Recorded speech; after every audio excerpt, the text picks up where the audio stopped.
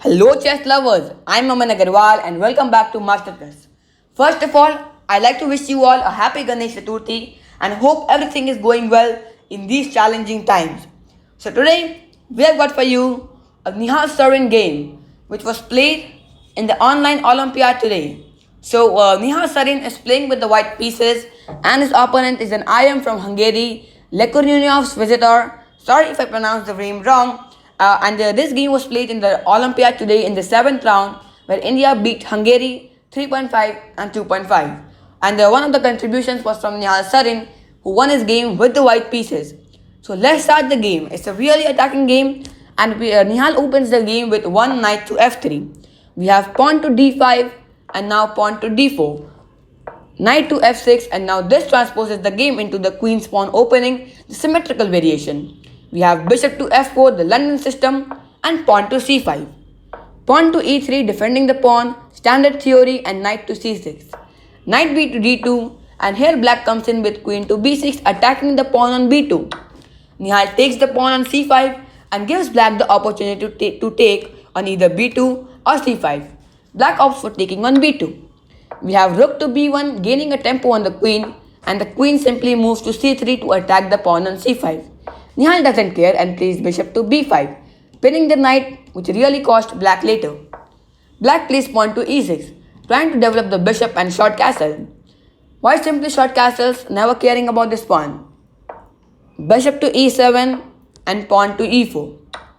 And now it was essential for black to short castle here, and then black would have been completely fine. But black got a bit greedy and played queen to c5.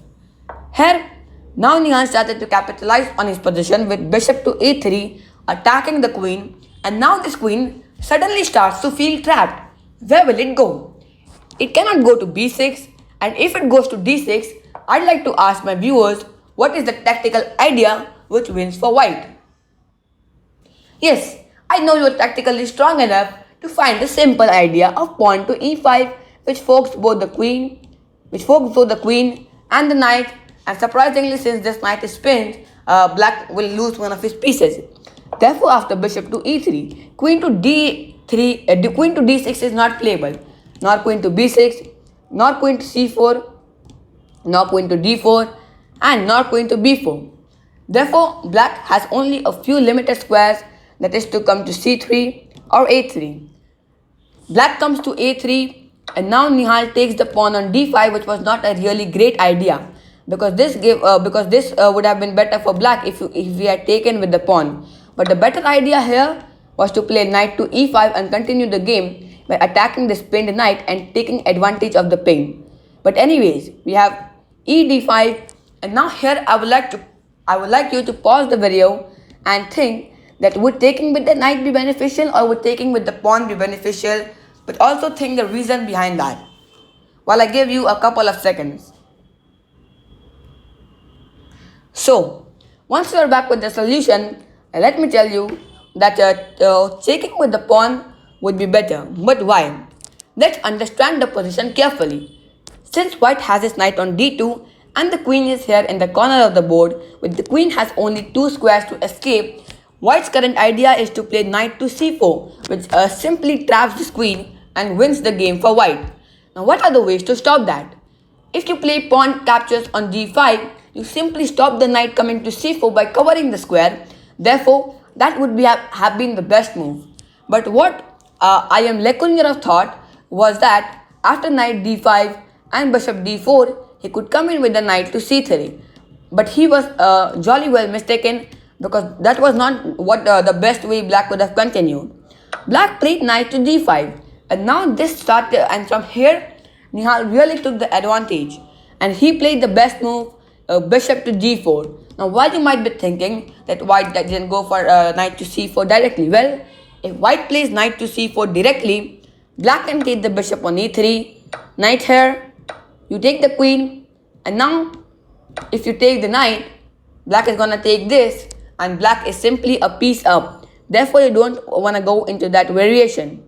Therefore, Nihal Sarin played bishop to d4, and now the idea is to play knight to c4, trapping this queen and also attacking the pawn on g2, which we don't really want to take. Remember, black cannot capture this bishop because this is pinned. Now black needs only one move to castle and black would be completely fine. But sadly, black is not getting that move. Black plays knight to c3 to attack white's queen and rook. Nihal was forced to take because he would lose an exchange if he didn't. He took the knight, black took it, and now again, black needs only one move to castle, but Nihal Sarin is not giving him that. Now the idea is that wherever the black queen moves, you want to play knight to d6, he takes it, you take back, and you stop the black king from castling and keep it in the center of the board.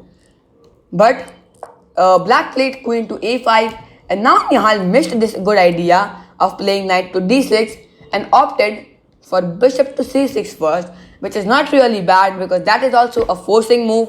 But knight to d6 would have been the better idea because you want to keep material on the board when you are trying to attack the opponent's king. Anyways, we have bishop to c6 and now the pawn captures. Now Nihal goes for knight to d6, the bishop takes.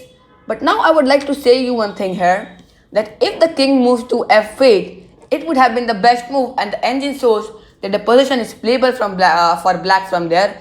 But you know that is not a very humane move because the engines can calculate till the end.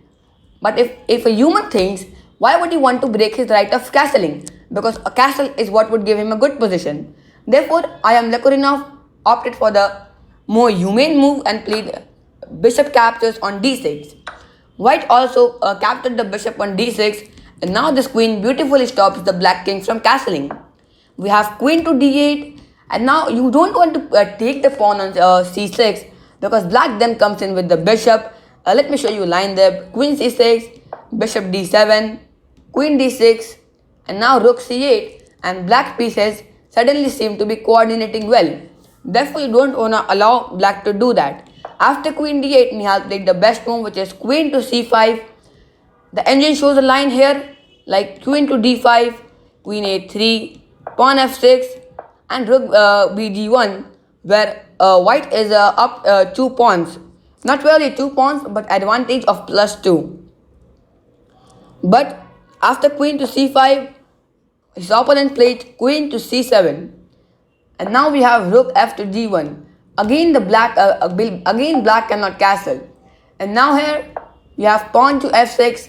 And now I would like you guys to pause the video and find the best move for white. Yes, the best move is to play knight to g4, not with the idea to attack the pawn on c6 or e6, but with the beautiful idea to come to b5 because this pawn is pinned and then you want to come in with a check to ruin black's castling. But Nihal Sarin missed that idea and blundered with the move rook to d6. Now this is not really a losing move, but now black has 100% drawing chances and with accurate play, black should be able to draw here because you know white gives black the chance to castle for which he was longing from moves. But no, it is not that simple as well. Well, if you see from a human perspective, the c6 pawn is being attacked and to give it up with a tempo on the queen is not very simple and not very easy to calculate with 3 minutes on the clock.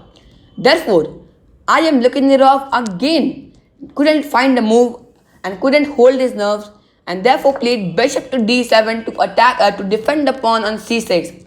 Now this again gives white the winning chances. We have rook a to d1 and Nihal's dualizing his mistake stops black from castling. And now you know I am Lekorinov showed a very daring move with long castling. Although it was daring, I would say that it was not really the best move because you know you are simply exposing the king and it was a desperate try actually. Queen c4, queen a6, the rook is coming here and the king is just getting smashed in front of his own army. Anyways, we have knight to d2, pawn e5, pawn to h3, queen to b6 and obviously you don't want to trade queens. Nihal comes back with the queen and we have queen to a6. Knight to e4, bringing the knight to c5 and simply crushing black out. Queen to e2 was played and now the best move for white would have been to play knight to c5 and you know continue the game. But Nihal tried to be a bit romantic and you know like Mikhail Tal and played the rook captures on c6. Obviously black cannot take. If he takes, you take back, the king moves to b8, rook b1 check, the queen blocks, and this is the checkmate. Therefore, after bishop to c6, you cannot take the bishop. After rook c6, you cannot take the bishop. Lukyanov moved his king to b8, and now Nihal played rook to b1, forcing the king to the side. King to a8, and rook to c7, threatening rook b7, and this is a checkmate. Here the best move for black would have been to play rook c1, and now that is also not winning, but it at least hold the games for a few moves. But his opponent simply blundered with queen e4, and now another tactic for you guys. Pause the video and find the best move for white. It is just a checkmate in 2 moves. Yes, white will play rook captures on a7 to give up the rook for free. Black takes it, and now you come in with the queen to a5. That's just a checkmate. The battery of the queen and the rook stop the king from escaping, and this is how Nihal Sarin defeated Lukyanov Savatozar from Hungary, which helped India win the match 3.5245. We will be bringing you more chess Olympiad coverage, the best games from the Olympiad as soon as possible. I hope you liked the game and the video. If you did, don't forget to smash that like button, subscribe to our channel, and comment below your thoughts on this video. Thank you for watching, and bye for now. And once again, a happy Ganesh Chaturthi to all of you. Thank you for watching, and bye for now.